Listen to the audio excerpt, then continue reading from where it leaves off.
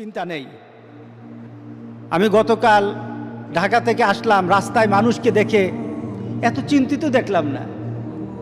এখনো মানুষ হাঁটে আর বিড়ি টানে, এখনো মানুষ ঘরেতে বসে থাকে, রাস্তায় হাঁটে, কিন্তু আল্লাহর হুকুম পালন করে না, নামাজ পড়ে না। হাজার হাজার মানুষ এখন আছে। তুমি এখনো নামাজ পড়ো না, এখনো তুমি মসজিদে ঢুকতে পারো নাই। তুমি কি দেখো না মসজিদগুলি বন্ধ হয়ে গেছে? তুমি ইচ্ছা করলে আর মসজিদে ঢুকতে পারবা না, তুমি ইচ্ছা করলে আবার মসজিদে ঢুকতে পারবা না। দেখো না অনেক মসজিদ বন্ধ হয়ে গেছে।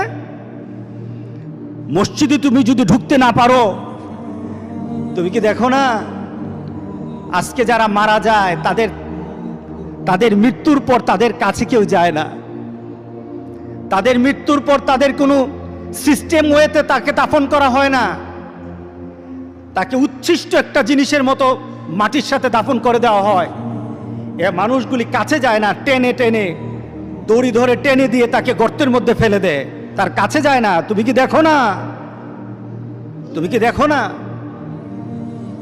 আমার একটা বন্ধু সৌদি আরব থেকে সে একটা স্ট্যাটাস দিয়েছে, আমি অনেক চিন্তা করেছি। চিন্তা করে দেখলাম সে লিখছে, আজকে টুডে ডোরস অফ মসজিদ আর ক্লোজড। মসজিদের, সৌদি আরবের মসজিদের দরজাগুলি বন্ধ হয়ে গেছে। যে মসজিদ থেকে আওয়াজ আসে হাইয়া আলাস সালাহ, হাইয়া আলাল ফালাহ, মসজিদের দিকে আসো, কল্যাণের দিকে আসো, ওই মসজিদ এখন বলে সল্লু ফি বুয়ুতিকুম, তোমাদের ঘরের মধ্যে তোমাদের নামাজ পড়ো। গোটা পৃথিবীকে বলা হয় গ্লোবাল ভিলেজ, একটা ছোট্ট গ্রামের মতো। এখান থেকে বসে আমেরিকা এক মুহূর্তে খবর জানা যায়, দেখা যায়, গোটা পৃথিবীকে চেনা যায়, গোটা পৃথিবীর সাথে কমিউনিকেট করা যায়। কিন্তু গোটা পৃথিবী এখন কি হয়ে গেছে? আপনি যদি গোটা পৃথিবীর দিকে তাকান, গোটা পৃথিবী এখন কি হয়ে গেছে? এক দেশ আরেক দেশের সাথে তার সম্পর্ক, তার যোগাযোগ বন্ধ হয়ে গেছে। এক শহর আরেক শহর থেকে তার সম্পর্ক বন্ধ করে দেওয়া হয়েছে, তার যোগাযোগ বন্ধ করে দেওয়া হয়েছে।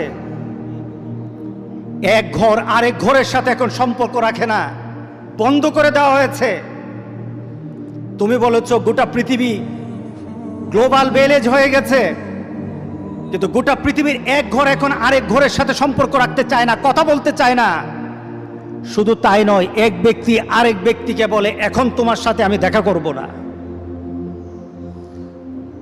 এক ব্যক্তি আরেক ব্যক্তিকে বলে তোমার সাথে এখন আমি আর কাছে যাব না। এখন গোটা পৃথিবী এখন একাকিত্বে চলে আসছে।